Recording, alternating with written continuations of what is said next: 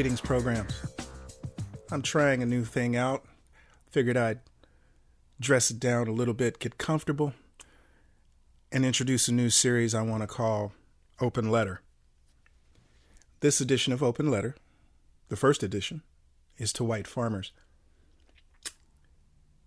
Dear white American farmers, for generations, you have stood on stolen land, reaping harvests planted by enslaved hands, secured by laws you lobbied for, and subsidized by a system designed for your exclusive benefit.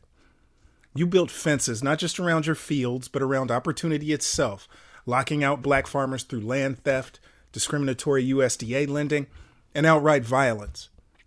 Between 1910 and today, black farmland ownership dropped from 16 to 19 million acres to less than 3 million, largely due to institutional racism you ignored or enabled.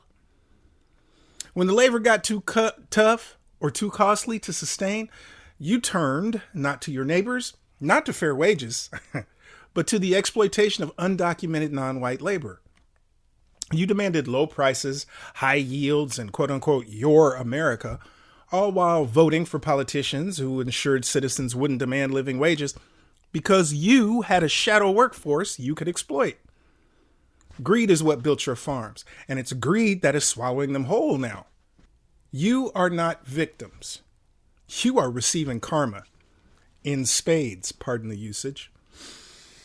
You voted for your own destroyers time and time again. You cheered for deregulation, corporate subsidies, basically welfare, I hate to break it to y'all, and free markets without realizing the rich were circling like vultures.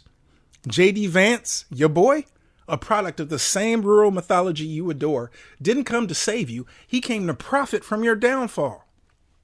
His company, Acre Trader, allows wealthy investors to buy fractional shares of farmland, otherwise known as selling your shit off piecemeal. Okay? Your legacy is being sold off like stock portfolios, parceled in hedge fund assets, while you choke on the dust of your family's collapse. And it's going to get worse.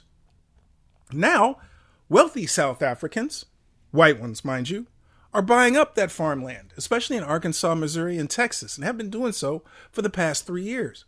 Why? Because they know the land has value. And while you're busy blaming immigrants or critical race theory or Obama or Democrats or whatever for your troubles, Trump, your God King, quietly destroyed tariffs that protected you, gutted environmental protections that preserved your soil, and turned USDA payments into corporate welfare for big agriculture. His policies actively harm small farmers, and you backed him anyway. Some of you to this day still carry water for that ass bag while he's taking your shit. One guy still said, "We still love you." Oh, my cult member. Anyway, when Biden proposed aid for black farmers and struggling rural producers alike, you spat in his face, voting overwhelmingly for hate, not help. And now, the same rich men you empowered are coming for you. Will your white supremacy save your land when it's Chase Bank on the deed? This is a reckoning. The American myth you clung to is crumbling, and it's taking you with it. You made this bed. You lay in it. You wrote this script. You acted out. P.S. To black Americans, don't rush to help. You've done it before. You farmed during Reconstruction, only to be lynched and robbed. You fought during every war, only to be redlined and ignored. You built food co-ops, communities, and sustainable systems that were either co-opted or destroyed. To protect your neighborhoods, you came up with the Black Panthers. And what they come up with? The NRA. The U.S. has never appreciated your help, and they've never championed you when you tried to do it on your own. If anything, when you got too big, they destroyed you for it. So let the reckoning play out. Ironically, let the farmers reap what they sowed. Have a good day, and I'll leave you with one of my favorite clips. I gotta be crazy. I'm on a pilgrimage to see a moose. Praise Marty Moose! Holy shit!